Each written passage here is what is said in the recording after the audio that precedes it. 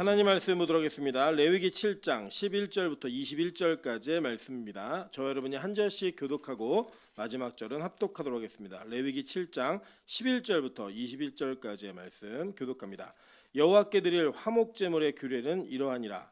만일 그것을 감사함으로 드리려면 기름 섞은 무교병과 기름 바른 무교 전병과 고운 가루에 기름 섞어 구운 과자를 그 감사 제물과 함께 드리고 또 유교병을 화목제의 감사제물과 함께 그 예물로 드리되 그 전체의 예물 중에서 하나씩 여호와께 거제로 드리고 그것을 화목제에 피를 뿌린 제사장들에게로 돌릴지니라. 감사함으로 드리는 화목제물의 고기는 드리는 그날에 먹을 것이요 조금이라도 이튿날 아침까지 두지 말 것이니라. 그러나 그의 제물이 성원이나 잠언하는 것이면 그 제물을 드린 날에 먹을 것이요 그 남은 것은 이튿날에도 먹되 그 제물의 고기가 셋째 날까지 남았으면 불사를 지니 만일 그 화목제물의 고기를 셋째 날에 조금이라도 먹으면 그 제사는 기쁘게 받아들여지지 않을 것이라. 드린 자에게도 예물답게 되지 못하고 도리어 가증한 것이 될 것이며 그것을 먹는 자는 그 죄를 짊어지리라. 그 고기가 부정한 물건에 접촉되었으면 먹지 말고 불사를 것이라. 그 고기는 깨끗한 자만 먹을 것이니 만일 몸이 부정한 자가 여호와께 속한 화목제물의 고기를 먹으면 그 사람은 자기 백성 중에서 끊어질 것이요 합독합니다. 만일 누구든지 부정한 것 곧 사람의 부정이나 부정한 짐승이나 부정하고 가증한 무슨 물건을 만지고 여호와께 속한 화목제물의 고기를 먹으면 그 사람도 자기의 백성 중에서 끊어지리라. 아멘. 네, 우리 주변에 있는 분들에게 이렇게 한번 인사드리도록 하겠습니다. 당신의 얼굴을 보는 게 요새 최고의 기쁨입니다. 네, 이렇게 다시 인사하겠습니다. 거짓말을 하려면 웃으면서 하십시오. 네. 우리가 최고의 기쁨이 되기까지 노력하는 교회가 됐으면 좋겠습니다. 우리 빛가서공교회는 그게 사람이 많고 인원이 많은 교회는 아니지만 가족 같은 교회이기 때문에 우리가 함께 예배드리는 그 순간만큼은 얼굴 보는 게 참 기쁘고 즐거워야지만 이 교회는 아주 재미있는 교회가 될 수 있습니다. 우리가 하나님께 예배드리는 이 시간에 성도들과의 만남도 기쁨이 있는 좋은 교회 되시기를 주님의 이름으로 축원합니다. 오늘 레위기 7장 11절부터 21절의 말씀을 가지고 남겨두면 가만히 두질 않는다라는 제목으로 하나님 말씀 증거하도록 하겠습니다. 오늘 역시 화목제에 대해서 배우는 시간입니다. 제가 우리 처음 시간 때 말씀드렸지만 이 레위기는 성경에서 나와 있는 모든 내용 중에 사실 가장 딱딱하고 어렵다라고 이렇게 말씀하셔도 별로 이해가 안 되는 이해가 안 되는 부분은 아닙니다. 그래서 사실 레위기를 보통은 뭐라고 말하냐면 내 위기다라고 얘기합니다. 읽다가 위기가 오는 거예요. 성경 그만 읽어야겠다. 위기가 와서 성경 통독을 한다라고 하면 반드시 걸려 넘어지는 곳이 이곳입니다. 왜 그러냐면 이 레위기는 기존의 구약적 배경 지식이나 여지껏 흘러온 스토리의 내용을 이해하지 못하면 전혀 알 수 없는 성경입니다. 그래서 이 성경은 우리가 쉽게 이해할 수 없는 성경이지만 깨닫고 나면 너무나 좋은 성경입니다. 일례로 유대인들은 아이들에게 성경 가르칠 때 제일 먼저 가르치는 게 레위기입니다. 우리는 창세기를 가르칠 것 같은데 유대인들은 그렇게 가르치지 않고 무조건 레위기를 먼저 가르칩니다. 그럼 왜 그럴까요? 그만큼 중요한 성경이기 때문입니다. 여러분이 아시는 바처럼 이 레위기는 출애굽기가 진행되어지는 시간 속에서 쓰여진 책입니다. 그리고 출애굽기가 뭘로 맞춰졌죠? 성막을 완성하는 걸로 맞춰졌어요. 그러니까 예배를 드릴 장소는 이미 준비가 끝난 거예요. 그리고 이전에 예배하는 형태는 이렇게 문서화되진 않았지만 분명히 있었습니다. 그래서 번제 같은 경우는 기존에도 드리고 있었죠. 아브라함이 번제 드렸어요, 안 드렸어요? 드렸잖아요, 그죠? 근데 아브라함은 모세보다 훨씬 이전의 사람이란 말이에요. 그러니까 예배의 형태는 있었지만 그 예배가 이렇게 문서화되어서 매뉴얼화되지는 않았던 시대였던 거예요. 그런데 이제는 예배를 매뉴얼화 시켜가지고 드려야 될 필요성이 있는 공간이 생겨버렸습니다. 그게 뭐였죠? 성막이었어요. 이 성막의 기능은 뭐였냐면 제사, 즉 예배를 드리는 것이 365일 계속 쉬지 않고 드리는 곳이 바로 이 장소였던 겁니다. 그러니까 이 장소에서 예배를 드리기 위한 방식과 방법으로서 레위기를 하나님은 이 성막의 사용 설명서로 주신 거예요. 그러니까 예배를 드릴 때에도 그 예배를 드리는 방식에 맞추어서 예배를 드려야지만 하나님께 올바르게 예배 드리는 거라는 겁니다. 즉 이 예배를 드리고 있는 이 모든 형태는 형태 자체가 중요한 게 아니라 하나님과의 관계성을 이어가는 게 너무나 중요한 거예요. 예를 들자면 우리가 밥을 먹을 때에도 우리 한국 사람들만의 식탁 문화가 있습니다. 그 식탁 문화가 뭐냐면 어른들이 먼저 숟가락 드시는 거죠. 그죠? 그리고 이 국을 오른쪽에, 그죠? 그리고 밥을 왼쪽에 놓는 문화가 있습니다. 그리고 메인 음식이 나오면 그 메인 음식에 맞추어서 사이드 음식들이 쭉 나오고 있습니다. 그 외국인들이 우리나라의 식당에 와서 가장 놀라는 것 중에 하나가 뭐냐면 김치를 무한 리필로 주는 거. 밑반찬을 계속 달라고 얘기해도 불쾌하지 않고 주는 거를 상당히 의아하게 생각을 합니다. 제가 중국을 갔더니 중국에는 이렇게 식탁에 돌리는 식탁 아시죠?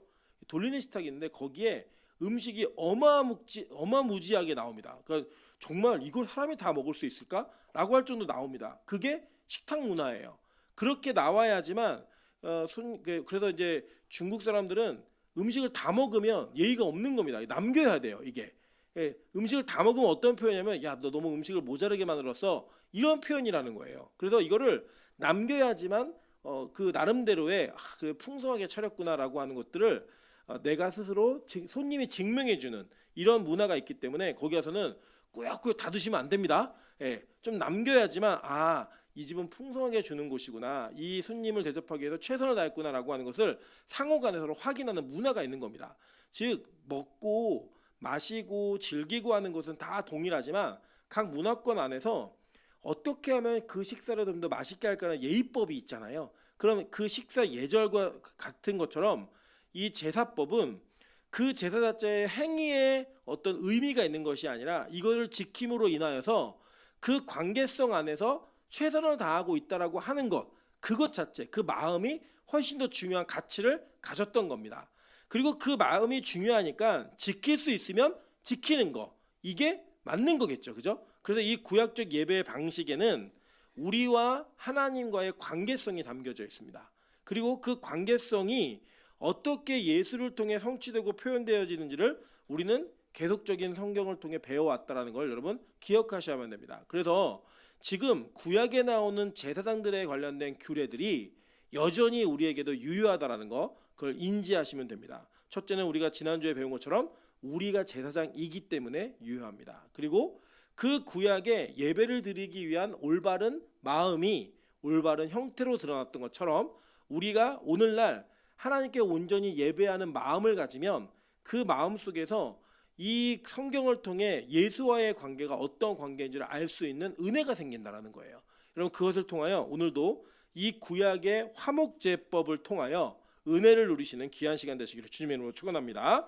자, 먼저 이 화목제는 우리 서두에 말씀드린 것처럼 레위기 3장에서는 일반적인 성도들에게 야, 화목제는 이렇게 드리는 거야 라고 얘기를 했어요. 그죠? 그래서 이 화목제가 성경에 보면은 3장에서는 세 번째 나오는 예배법이었어요. 첫 번째 뭐가 나왔죠? 번제가 나왔고, 두 번째는 소제가 나왔어요. 그리고 세 번째가 뭐였어요? 화목제. 그 다음에 속죄제, 속건제 이렇게 나왔는데 이제 뒷부분에 오면은 제사장들에게만 던지는 규례가 있었죠. 알려주는 그 규례에서는 첫 번째 번제, 그죠? 두 번째 소제, 세 번째 속죄제, 네 번째 속건제, 여기까지 저희 배운 거예요. 그리고 마지막이 뭐라고요? 화목제인 겁니다. 그러니까 이 화목제가 왜 맨 뒤에 위치하게 되었는가? 그러니까 순서가 바뀌었어요. 자, 화목제 그러면 무슨 제사라 그랬어요?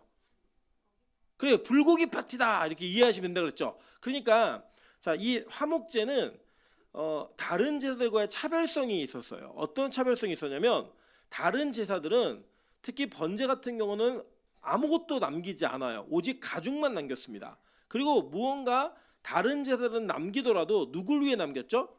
제사장들만을 위해 남겼기 때문에 일반인들의 예배 절차는 상당히 간소했습니다. 뭐 크게 뭐 할 게 없는 거예요. 자기들끼리 별로 없기 때문에 손댈 게 없었습니다. 근데 화목제는 다 같이 나눠 먹는 제사예요. 그러니까 이 예배를 준비하는 사람도 그리고 그 예배를 지도하는 사람도 여러 가지가 있겠죠. 그런데 많이 나누기 위해서는 먹을 고기를 나눌 거니까 고기를 이렇게 속된 말로 소분도 해야 되고 이게 고기를 이제 떼어내야 될 거 아니에요. 이제 그런 거를 그 뭐라 그러죠? 뼈로부터 발라내는 걸? 발골, 그죠? 이 발골을 지금 우리는 어떻게 하냐면 치킨 같은 거 입에 넣어가지고 그냥 막 우물으로 씹다가 뼈가 쏙 나오는 사람 있잖아요. 이런 것처럼 발골을 잘해야 많이 먹을 수 있잖아요. 그죠? 예, 그랬던 것처럼 굉장히 이 예배법 자체가 화목제는 제사장들에게 가장 많은 지침이 주어지는 제사였던 겁니다. 그래서 가장 뒤로 왔다라고 보시면 돼요. 자, 그러면 이 화목제는 히브리어로는 제바우 샬라임이라고 얘기하는데, 샬라임이라고 얘기하는데, 화목제에 배우실 때 제가 화목제 안에 3가지 제사법이 있다 그랬어요. 그죠? 자, 그게 뭐였죠? 첫째는 이거 간지 보시면 다 나오는 겁니다. 자, 다시. 자, 화목제는 3가지 종류가 있다고 얘기했어요. 화목제는 첫 번째 무슨 제사? 네, 감사제가 있다. 히브리어로 이거 토다라고 불렀다고 얘기했어요. 자, 두 번째는 무슨 제사였죠? 서원제. 이거는 네데르라고 부릅니다. 그리고 마지막 3번째는 자원제. 이거는 네다바라고 불러요. 히브리어는 잊어버리셔도 돼요. 그런데 이 3가지의 종류의 제사가 있었다라는 것은 기억하시면 됩니다. 그래서 오늘 읽은 본문을 다시 한번 보시면 이렇게 얘기합니다. 자, 레위기 7장 12절부터 14절이에요. 만일 그것을 감사함으로 드리려면 이게 뭐예요? 토다, 감사제예요. 이게.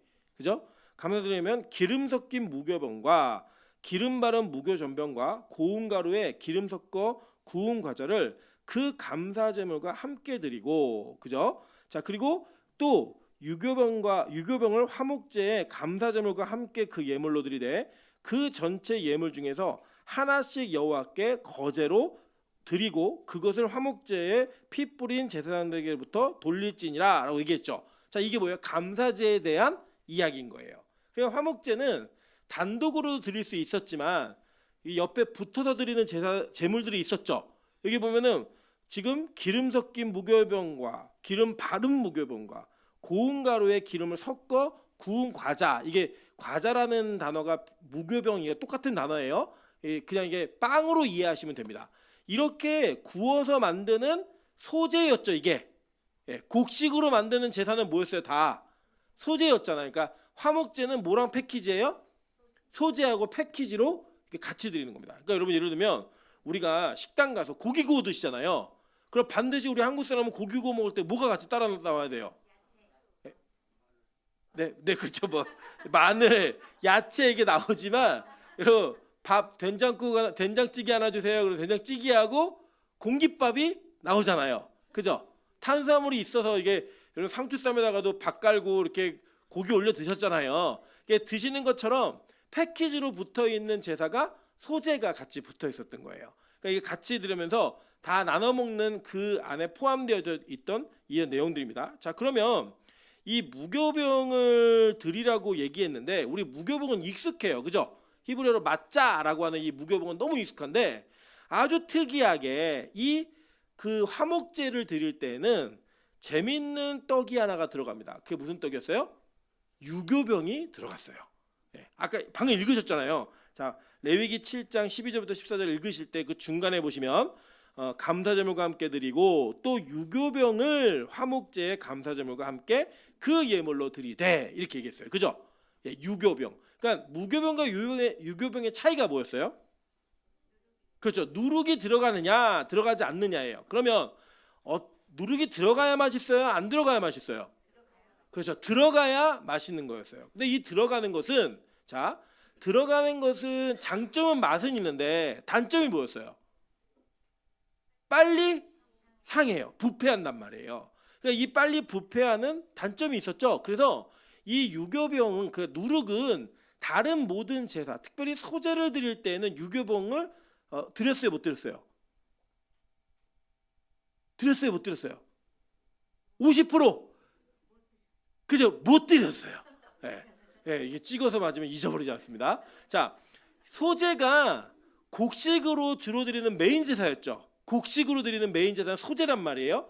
이 소제를 드릴 때는 여기에 꿀이라든지 그리고 누룩을 넣지 못하게 했어요. 이유가 뭐예요? 빨리 쉽게 부패하고 상해버리니까. 그리고 이 하메치라고 하는 누룩은 뭘 상징한다 그랬죠? 교만함, 부풀어서 우리 소위 말하는 공갈빵 뭐 이런 거 있잖아요. 이러저러 안은 비었는데 이렇게 겉에만 막 요란한 이런 것들을 상징했기 때문에 그 제사로부터 그걸 제하라고 얘기했고 대신에 소금을 넣으라고 얘기했잖아요. 그리고 영어는 언약의 소금을 기억하시는데 왜 특별히 오늘 이 그 화목제에는 유교병을 넣게 했는가? 누룩으로 구운 빵을 넣게 했는가? 이 내용들은 한번 살펴보도록 하겠습니다. 자, 레위기 23장 15절부터 17절 한번 제가 읽어드릴게요. 안식일 이튿날 곧 너희가 요제로 곡식단을 가져온 날부터 세어서 이게 뭐냐면 초실절이에요. 요제는 뭐였죠? 요제. 요동하다 할 때 그 요자가 흔들다, 이게 흔들리 요예요. 요제는 흔드는 제사예요. 이렇게 흔드는 거예요. 그런데 이 요제로 곡식단을 가져온 날부터 세어서 7 안식일의 수요일을 채우고 7 안식일 이튿날까지 합하여 50일을 계수하여 이게 나오면 이게 무슨 절이에요? 그렇죠. 오순절이에요. 그러면 아까 이렇게 요제로 곡식단을 흔들었다라는 제사는 무슨 절기예요? 네? 7.7절은 오순절하고 붙어있는 날이죠. 네. 그리고 곡식단을 처음으로 흔든 날부터 49일을 지내서 50일을 채워라 이게 얘기했잖아요. 이 흔든 날은 무슨 절기예요? 네? 초실절. 그죠? 그럼 초실절하고 초실절은 어느 절기 중간에 있어요? 무교절. 그죠? 그리고 무교절을 시작할 때 뭐가 끝나면서 무교절이에요? 6월절. 그죠? 자, 다시 거꾸로 온 거예요. 다시 앞으로부터 가볼게요. 자, 아비벌 14일에는 뭘 드렸죠? 우리 유대력으로 1월 14일에는 6월절. 그죠? 6월절이 시작이 돼요. 그 6월절은 그 이스라엘은 날이 해가 지면 하루 간다 그랬죠. 그러니까 오후가 지나서 저녁이 되면 그때부터가 뭐예요? 무교절. 일주일 동안 무교절인 거예요. 그리고 그 일주일 안에 안식일이 있을까 없을까요? 있겠죠. 7일 안에 돌아오죠. 그리고 그 안식 후 지나는 그 날이 뭐예요? 이튿날. 네? 오늘 써 있잖아요. 안식 후 이튿날. 그러니까 무교절 안에 안식일이 무조건 들어가요. 그 안식일 바로 다음 날이 무슨 날이에요? 그래, 초실절이에요. 이게. 예. 이게 초실절이고 그 초실절로부터 49일이 지나서 50일을 채우면 이게 뭐예요? 오순절이 되는 거예요. 그러니까 이 오순절이 되면은 자 보세요. 우리나라도 이렇게 농사를 지을 때 논농사하고 밭농사를 짓잖아요. 그럼 밭농사하고 논농사를 지을 때 추수하는 시기가 좀 다릅니다. 농사 지어보신 분도 계시죠?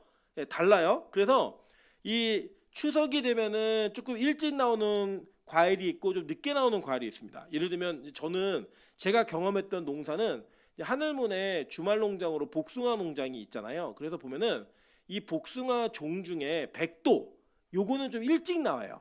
네. 그래서 명절 추석 전에 나오는 게 이제 백도나 이런 것들이 나오고요. 엘바토라고 얘기하는 황도 있잖아요. 이 황도는 추석 끝물에 나옵니다.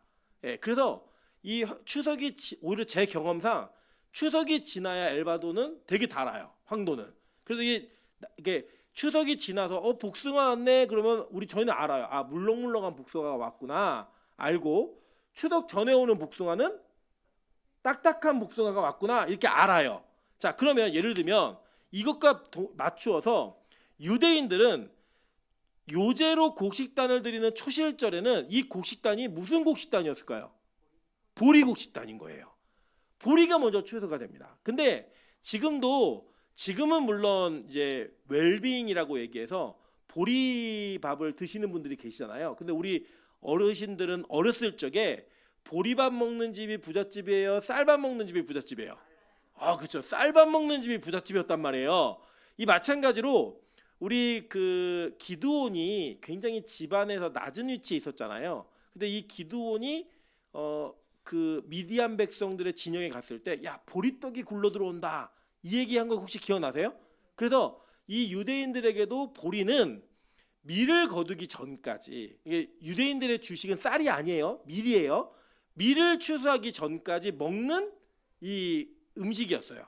곡식이었어요. 그래서 우리 보릿고개라고 얘기하는 게 어려운 거잖아요. 그래서 보리밥 먹으면 못 사는 집이어서 그냥 도시락 열 때 이렇게 아들들은 보리 위에 뿌려주고 밑엔 다 쌀밥이어가지고 도시락 뒤집어 보면 다 쌀밥이 나오고 딸내미들은 그냥 다 온통 보리밥 줬던 이런 내용들이 드라마에도 나오고 이렇게 어른들의 구전으로 전달된 건 제가 경험한 적이 있습니다. 자, 그런 것처럼 잘 사느냐 못 사느냐 뭐 이런 것들이 결정되어지는 그런 곡식의 다름과 같이 이 유대인들에게도 보리는 미리 나오기 전까지 버티는 그 기간 동안 먹는 곡식이었단 말이에요.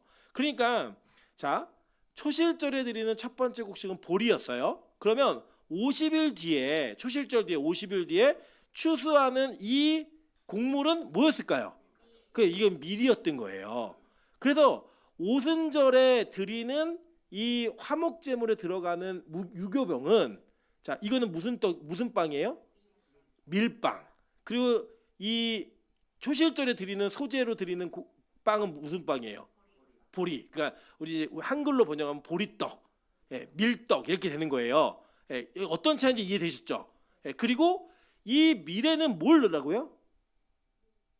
여기에 보면은 보세요. 자, 아까 다 안 읽었는데 새 소재를 여호와께 드리되 너희는 처소에서 10분의 2 에바로 만든 떡 2개를 가져다가 흔들지니 이는 고운 가루에 뭘 넣어서 누룩을 넣어서 구운 것이요 이는 첫 요제로 여호와께 드리는 것이며. 그러니까 이게 또 첫 번째라고 얘기했죠. 아까 보면 첫 번째 드렸는데 이게 무슨 차이예요? 아니요.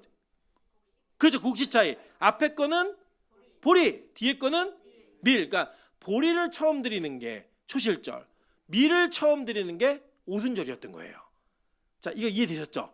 자, 그 내용을 가지고 우리가 이해를 하자면 이제 어떤 우리가 뭔가를 얘기할 때 뭘 탁 얘기하면 그게 부정적인 이미지만 갖는 것도 있어요. 예를 들어서 우리 한국 사람들은 야, 너 일본 사람 같아 이렇게 얘기하면 이게 좋은 뜻이에요? 좀 안 좋은 뜻이에요? 그 조금 안 좋은 그런 이미지가 들어가 있죠. 일본 사람이 나쁘다는 게 아니라 우리가 가지고 있는 역사 속에서 그런 거예요. 성경은 누룩이라는 단어를 긍정으로 표현한 것이 딱 한 번에, 그러니까 딱 한 가지 영역 외에는 없어요. 그러니까 누룩 그럼 다 부정적이에요. 근데 오직 한 군데에는 누룩을 긍정으로 쓰는 이미지가 있어요. 자, 그게 어딘지 한번 보실게요. 마태복음 13장 33절부터 35절입니다. 또 비유로 말씀하시되 천국은 마치 여자가 가루 서말 속에 갖다 넣어 전부 부풀게 한 누룩과 같으니라. 자, 이게 천국에 대한 비유를 예수님이 가르치시면서 그 비유 속에 천국을 뭐라고 표현했어요? 누룩이라고 표현했단 말이에요. 계속 읽어볼게요. 예수께서 이 모든 것을 무리에게 비유로 말씀하시고 비유가 아니면 아무것도 말씀하지 아니하셨으니 이는 선지자를 통하여 말씀하신 바 내가 입을 열어 비유로 말하고 창세부터 감추인 것들을 드러내라 함을 이루려 하심이라 라고 얘기했어요. 자, 그러니까 비유 속에 누룩이 나왔고 그 누룩은 선지자들로 얘기했던 그 내용을 이게 창세부터 감추어졌던 건데 나를 통해 이제 드러나게 할 거야 라고 얘기하신 거죠. 그래서 예수님의 사역 속에 이 누룩에 대한 비밀, 즉 유교병에 대한 비밀이 있다 없다? 있다. 예수님 말씀하셨으니까. 자, 동일한 이야기를 좀 더 길게 썼던 내용이 있어요. 누가복음 13장 20절부터 30절 한번 읽어볼게요. 자, 또 이르시되 내가 하나님의 나라를, 그러니까 하나님의 나라가 뭐예요? 천국이죠. 내가 천국을 무엇으로 비유할까? 마치 여자가 가루 서말 속에 갖다 전부 부풀게 한 누룩과 같으니라 하셨더라. 예수께서 각 성, 각 마을로 다니다 가르치시며 예루살렘으로 여행하시더니 어떤 사람이 여짜오되 주여 구원받는 자가 적으니까 그들에게 이르되 좁은 문으로 들어가기를 힘쓰라. 내가 너희에게 이르노니 들어가기를 구하여도 못하는 자가 많으니라. 집주인이 일어나 문을 한 번 닫은 후에 너희가 밖에 서서 문을 두드리며 주여 열어주소서 하면 그가 대답하여 이르되 나는 너희가 어디에서 온 자인지 알지 못하노라니 그때 너희가 말하되 우리는 주 앞에서 먹고 마셨으며 주는 또한 우리에게 길거리에서 가르치셨나이다 하나 그가 너희에게 말하여 이르되 나는 너희가 어디서 왔는지 알지 못하노라. 행악하는 모든 자들아 나를 떠나가라 하리라. 자, 여기 읽겠습니다. 여러분 읽겠습니다. 이제부터 시작.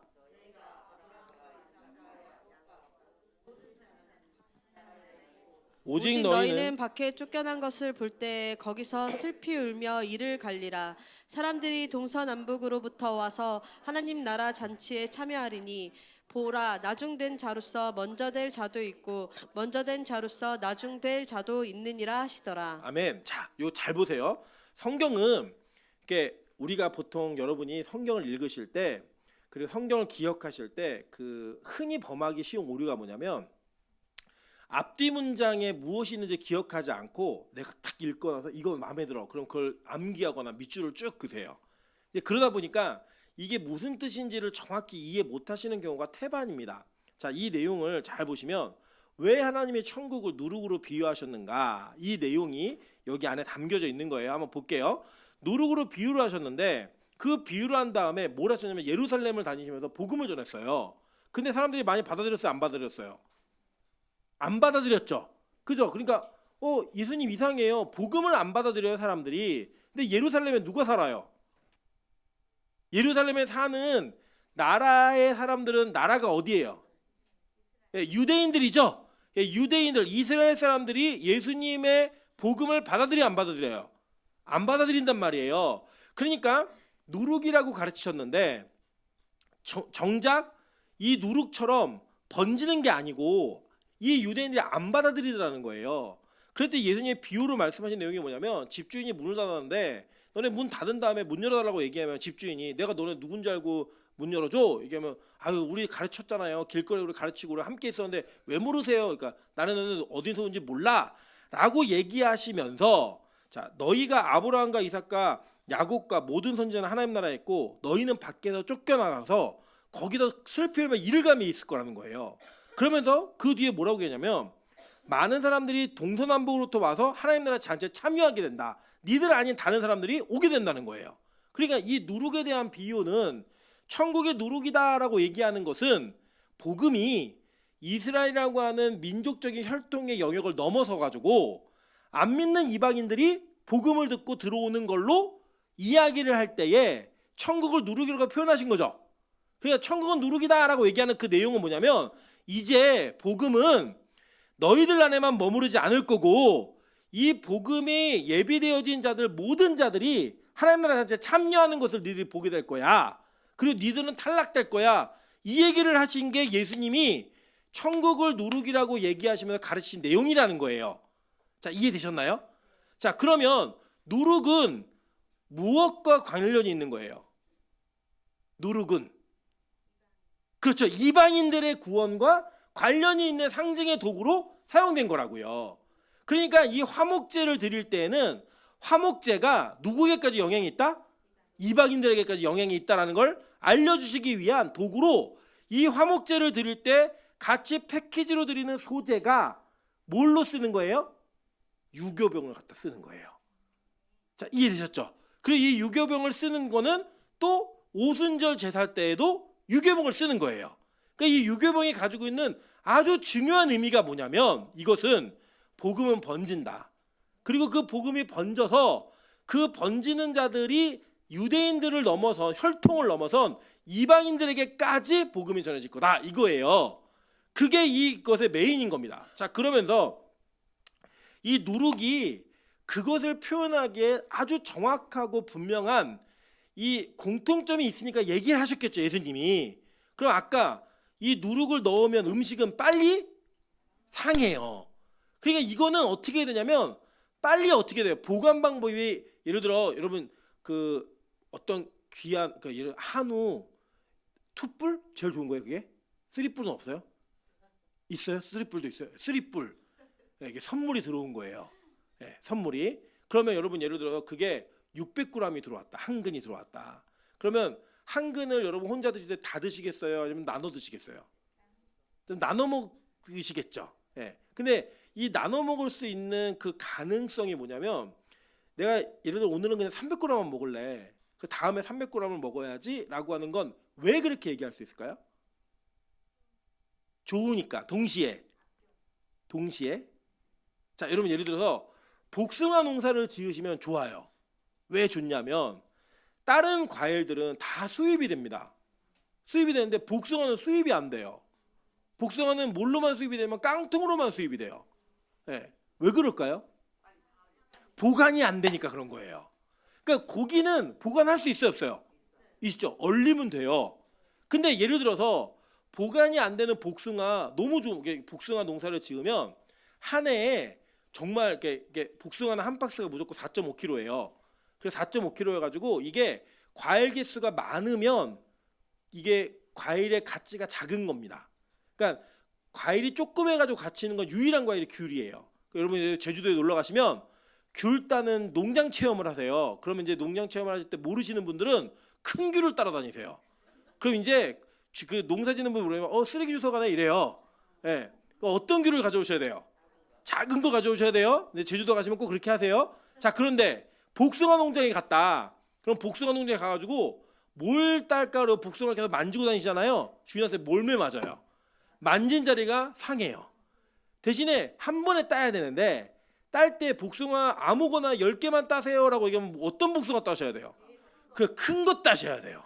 그래서 이제 농사를 하나 지으면은 원래 4.5kg가 한 박스인데 뭐 조그만 거는 20개짜리 뭐 이런 게 있는데 유일하게 6개짜리가 한 박스가 나와요. 예. 그게 얼마나 냐면 이만해요, 진짜. 복숭아 호박만 해요. 예. 이런 복숭아가 나오는데 이거는 보관이 될까 안 될까요? 안 돼요. 그래서 이건 선물 받으면 언제 전에 먹어야 돼요? 상하기 전에 다 먹어야 돼요. 이거를 보관하면 그냥 썩혀서 버려야 됩니다. 그러니까 좋은 소고기가 들어오는 건 보관이 가능하니까 내가 혼자서 먹을 수 있죠. 예. 숨겨놓고도 먹고 손님이 와도 안 꺼낼 수 있는 거예요. 근데 복숭아가 좋은 게 들어오면 손님이 오시면 먹어야죠. 이해되세요? 무슨 말인지? 지금 화목제는 나눔이 목적인 제사예요. 그러니까 이 화목제는 남겨두면 안 되고 저장하면 안 돼요. 그래서 뭘 넣게 한 거예요? 누룩을 넣게 한 거예요. 이 누룩을 넣음으로 인하여 지금은 냉장고라도 있으니까 일주일에도 보관하지만 이 당시는 다 실온이에요, 그냥. 그러니까 이건 어떻게 해야 된다? 즉각 나눠서 먹어야 되는 제사였던 거예요. 그러니까 이거는 저장하면 돼요, 안 돼요? 안 되는 제사인 겁니다. 이게 왜 중요한지를 보는 거예요. 자, 그래서 예수님도요, 이 유교병과 전에 밀가루와 보리떡 그리고 이걸 가지고 복음을 전하는데 우리를 이해시키는 방법으로 쓰셨어요. 한번 볼게요. 자, 마가복음 8장 19절부터 21절입니다. 내가 떡 5개를 5,000명에게 떼어줄 때 조각 몇 바구니를 거두었느냐? 이게 무슨 기적이었어요? 오병이어의 기적이에요. 자, 근데 오병이어의 기적은 자, 저 보세요, 저를. 오병이어의 기적은 요한복음에 보면은 어느 절기 근처에 했을까요? 네? 어느 절기 근처일까요? 요한복음 6장에 나와요. 때가 무슨 절기쯤이라 찍으세요. 그냥 여기 아는 절기가 몇 개 없으세요. 예? 무교절 땡. 6월절 그죠? 6월절 즈음이라. 그러면 오병이어의 기적은 무슨 떡으로 하신 거예요? 그렇죠, 보리떡인 거예요, 이거는. 자, 그리고 자 보세요. 그 뒤에 몇 바구니 거뒀니? 그랬더니 12린이다라고 대답을 했어요. 자, 그 다음에 보세요. 또 7개를 4,000명에게 떼어줄 때 조각 몇 광주리를 거두었더냐라고 질문하셨어요. 자, 이게 뭐냐면 예수님이 오병이어의 기적을 행하시고 두로와 시돈에서 이방인들 사역을 계속하세요. 그리고 난 다음에 그 계속하실 때에, 그러니까 오병이어의 기적은 갈릴리 근처에서 하셨고 저기 7개의 물고기는 몇 마리 정확히 아나요? 7병이어의 기적은 이거는 나중에 벳세다라고 하는 이방 지역에서 하신 사역이에요. 이게 얼마나 남았니? 그랬더니 7 광주리가 남았습니다라고 대답을 했어요. 자, 이해되셨죠? 그러니까 뭐라고 했냐면 이르시되 아직도 깨닫지 못하느냐? 이게 질문하신 거예요. 자, 그러면 자 볼게요. 우리는 오병이어의 기적이든 7병이어의 기적이든 관심이 뭐냐면 얼마나 몇 명이 먹었지? 이거에 관심이 있어요. 그죠? 그 오병이어의 기적은 몇 명이 먹었어요? 5,000명. 남자만 5,000명이에요. 7병이어의 기적은 몇 명이 먹었어요? 4,000명이 먹었다고요. 이거는 웬만한 분들이 성경 퀴즈 한번 맞추세요. 이거를. 근데 예수님은 몇 명을 먹였는가보다 더 중요한 의미를 담으셨던 게 뭐냐면 얼마나 남았니예요. 자, 오병이어의 기적은 뭐가 남았어요? 12이 남았어요. 7병이어의 기적은 7이 남았다고요. 그 이거에 의미가 있다는 거예요. 그래서 이 전 이야기가 뭐냐면 이 기적을 하고 배를 탔는데 예수님하고 같이 이렇게 배를 탔는데 제자들이 예수님이 그런 거예요. 야, 너희들 바리새인들의 떡과 바리새인들의 누룩과 헤롯의 누룩을 주의하라, 조심하라라고 경고하세요.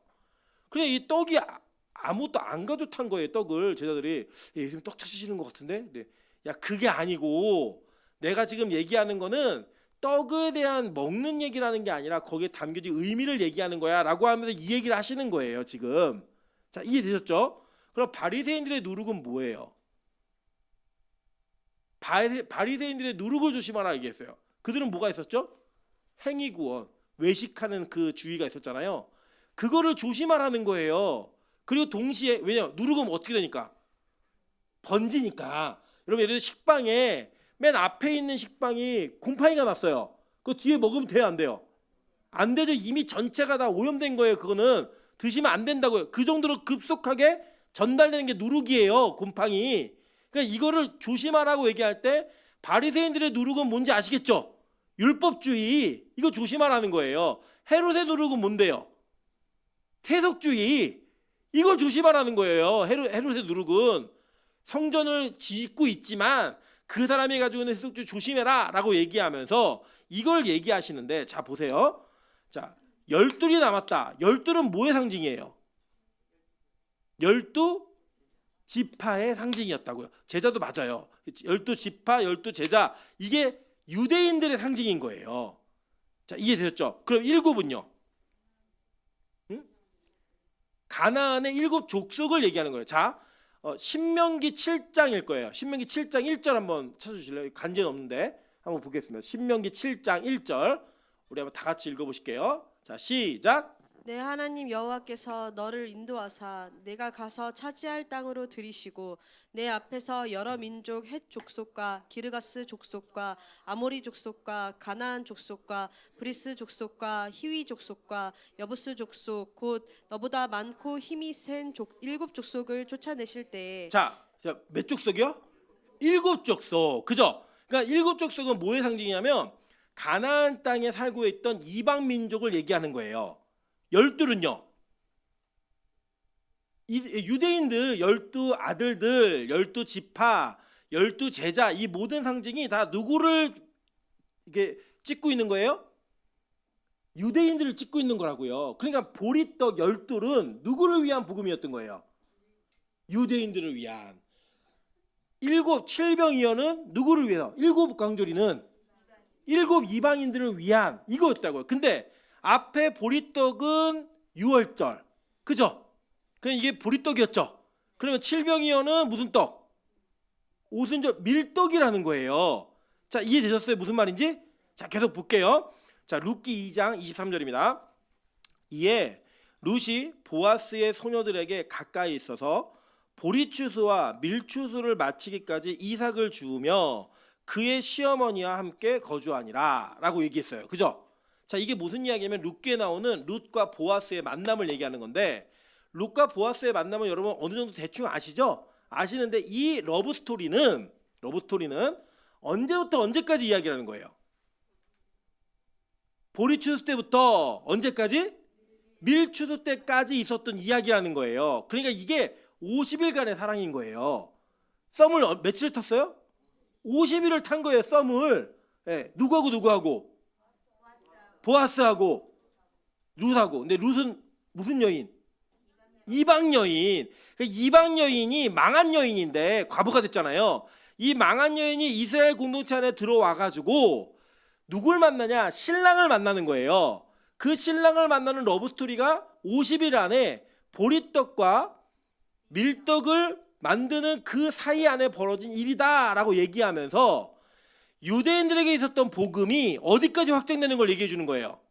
이방인들에게까지 확장되는 걸 얘기해 주는 거라고요. 그러니까 지금 성경은 너무 일관성 있게 이 누룩을 넣은 유교병, 그리고 그 유교병이 어떤 떡으로 만들었는가를 통하여 예수 그리스도에 대한 복음이 누구까지 간다는 거예요?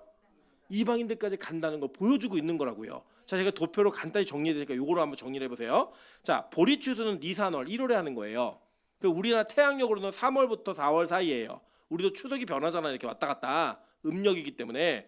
그럼 밀추수는 시반월이에요. 욕하시면 안 돼요.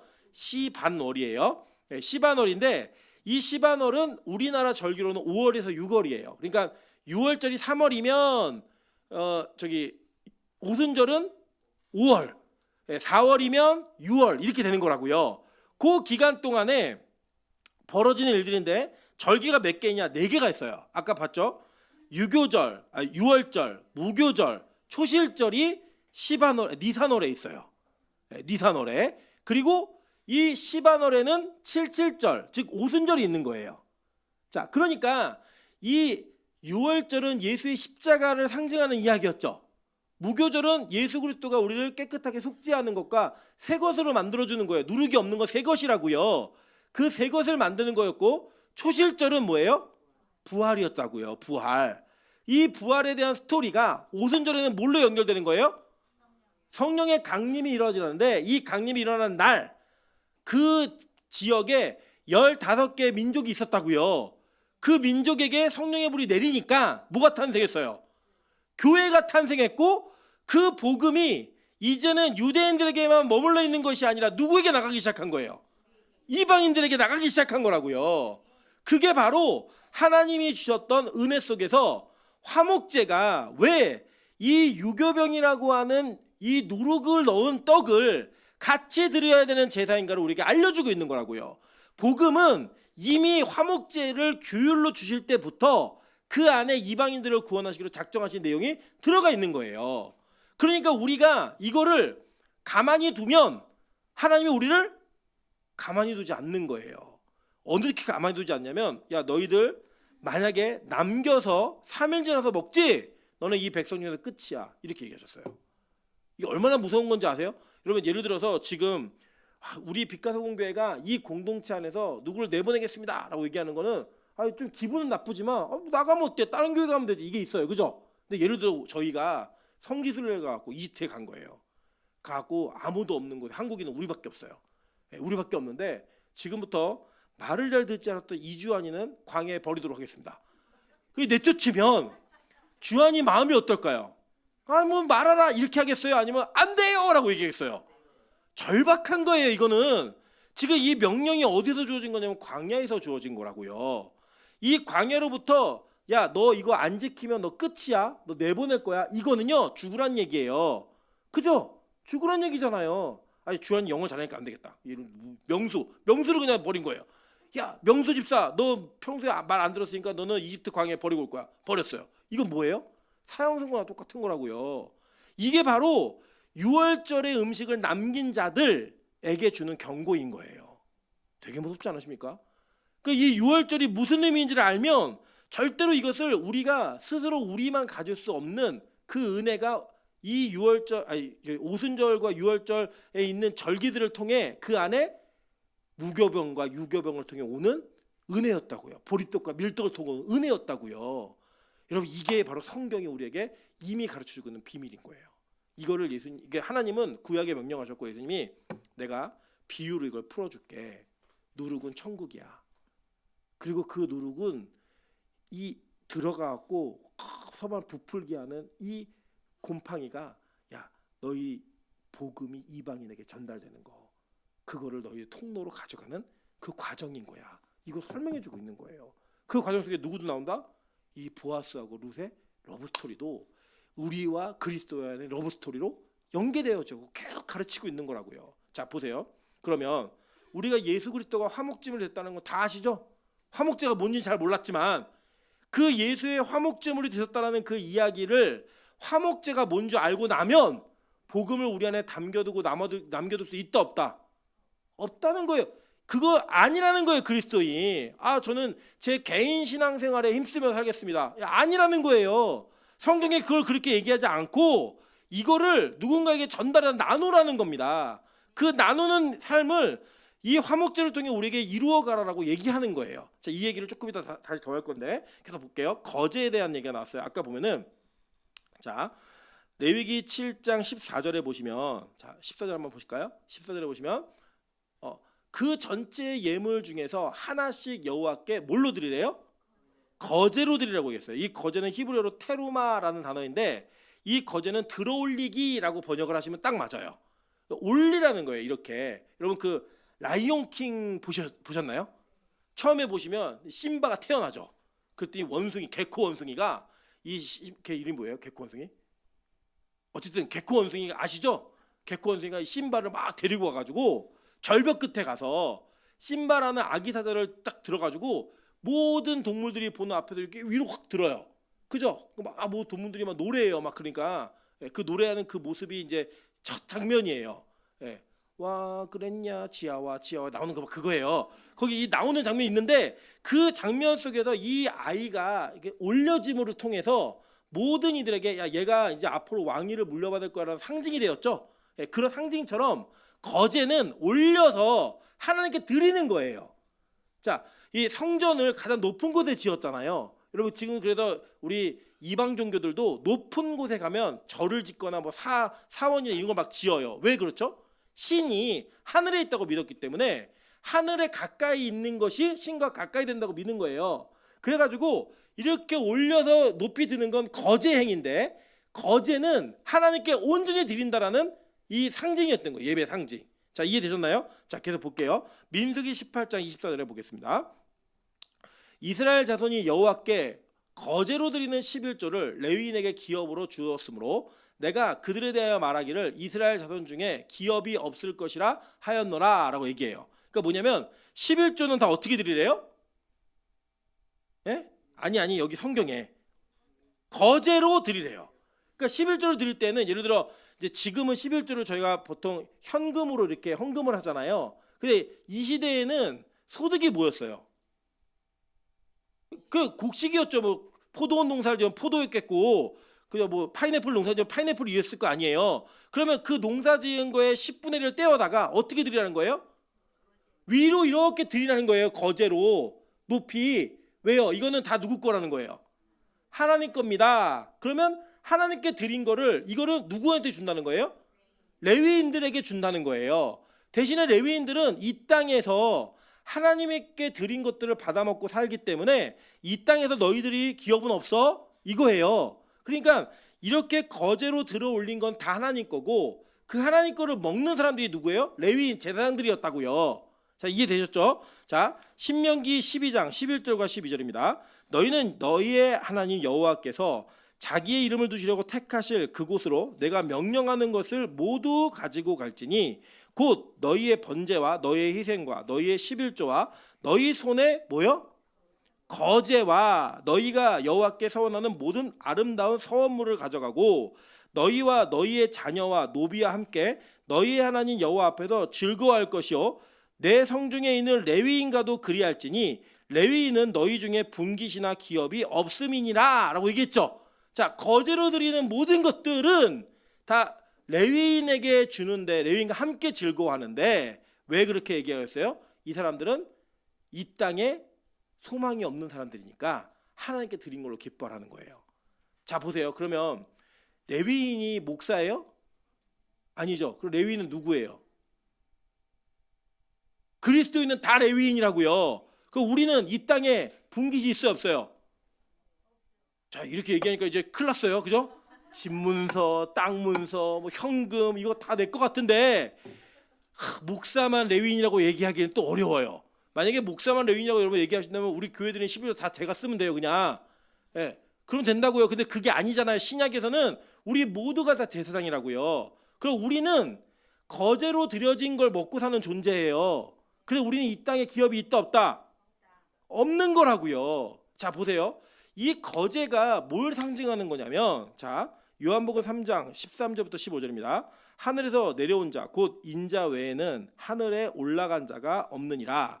자, 하늘로부터 내려온 자가 올라가는 걸 얘기했어요. 자, 그리고 모세가 광야에서 뱀을 든 것 같이 인자도 어떻게 되는데요? 들려야 된다는 거예요.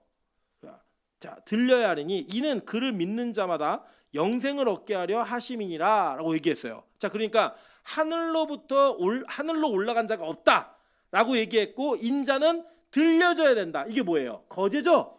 예. 그래 거제로 들려지면 이 들려지는 게 어디까지를 들려지는 거예요? 하늘까지를 들려지는 걸 얘기하는 거예요.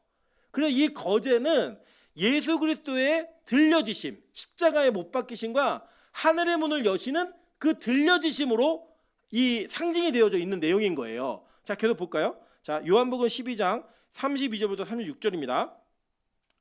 내가 땅에서 들리면 모든 사람을 내게로 이끌겠노라 하시니 이렇게 말씀하시면 자기가 어떠한 죽음으로 죽을 것임을 보이심이러라. 그래서 예수님이 십자가에 들리시는 거예요. 그게 뭐였어요? 거제였다고요.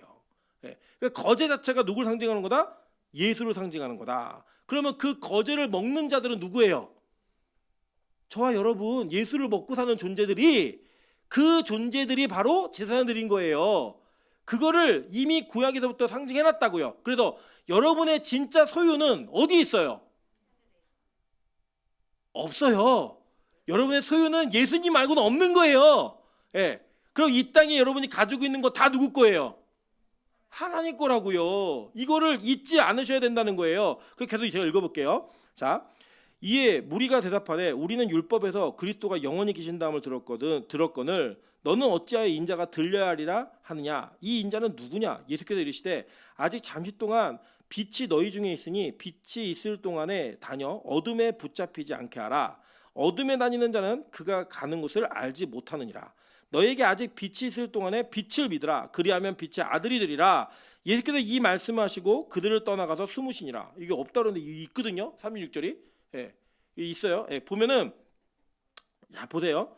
자, 이게 무슨 얘기냐면 야 우리가 아는 그리스도는 메시아는 영원히 산다 그랬는데 근데 너 왜 자꾸 들려서 죽어야 된다고 얘기해? 왜 거제가 돼서 죽어야 된다고 얘기하는 거야? 그럴 때 뭐라고 했냐면 너희들 빛이 같이 있을 때 빨리 눈 뜨고 깨달아서 이 예수를 믿어야지. 안 믿으면 너네 어둠에 잡혀.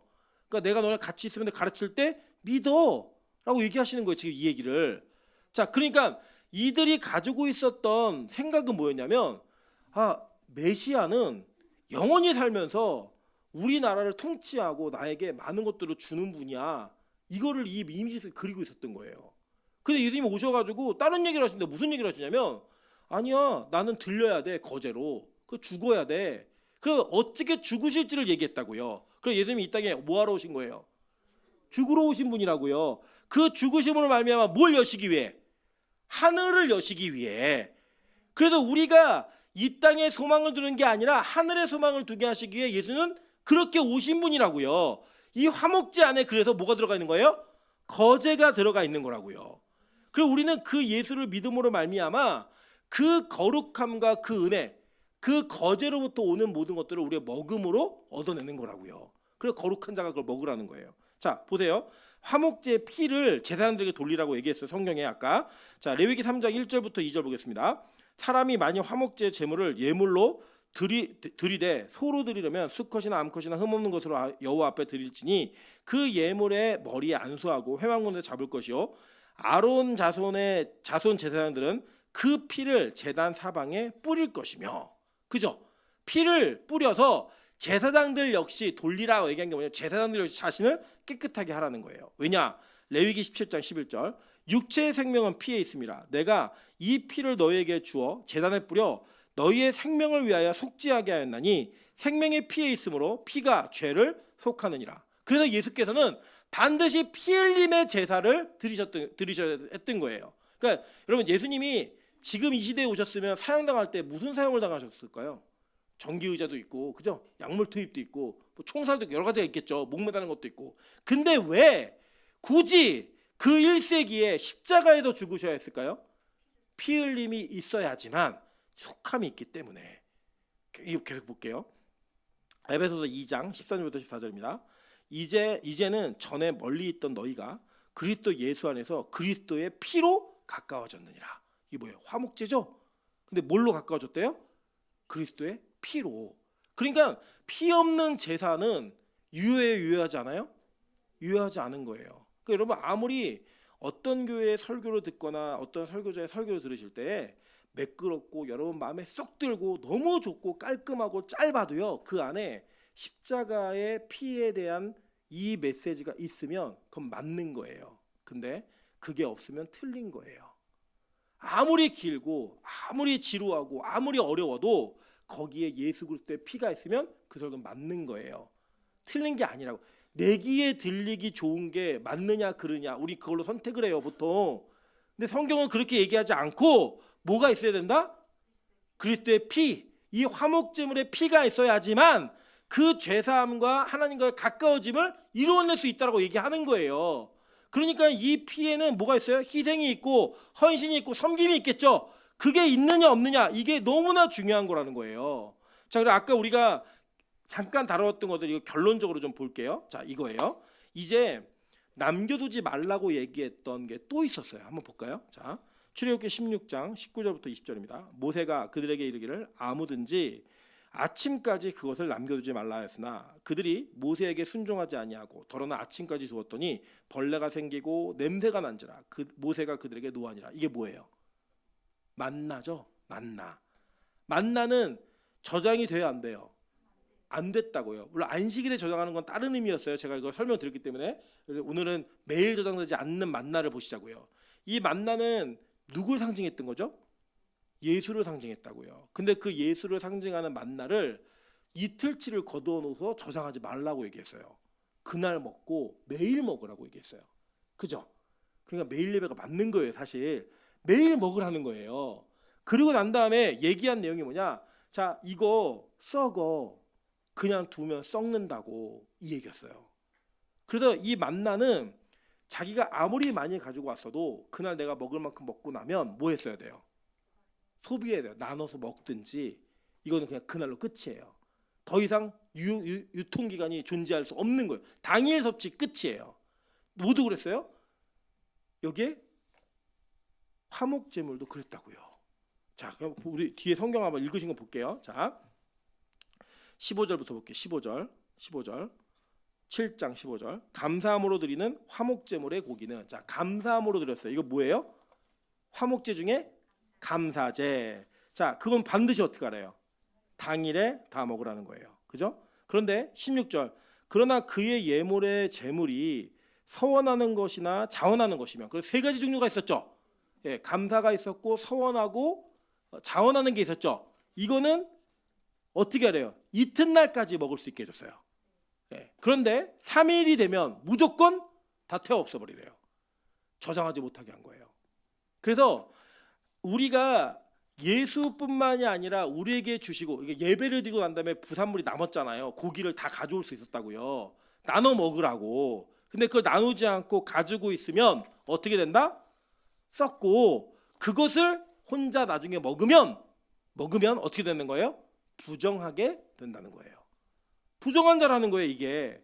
자, 이건 뭘 얘기하나만 보도록 할게요. 자, 디모데전서 6장 17절부터 19절 한번 다 같이 읽겠습니다. 자, 디모데전서 6장 17, 19절. 자, 시작. 내가 이 세대에서 부한 자들을 명하여 마음을 높이지 말고 정함이 없는 재물에 소망을 두지 말고 오직 우리에게 모든 것을 후히 주사 누리게 하시는 하나님께 두며 선을 행하고 선한 사업을 많이 하고 나누어 주기를 좋아하며 너그러운 자가 되게 하라.